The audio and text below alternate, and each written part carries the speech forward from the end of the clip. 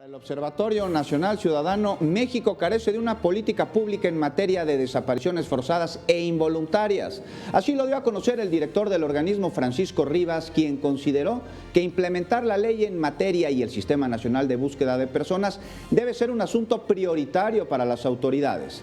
Añadió que para ello se deben diseñar políticas públicas específicas que contribuyan a identificar los factores de riesgo de las desapariciones en las localidades, además de buenas prácticas de búsqueda e investigación, así como perfiles comunes de hechos ligados a desapariciones que permitan idear soluciones. Por ello propuso lo siguiente, escuchemos. Desarrollar y poner en marcha un mecanismo ciudadano de monitoreo y seguimiento de la implementación de la ley.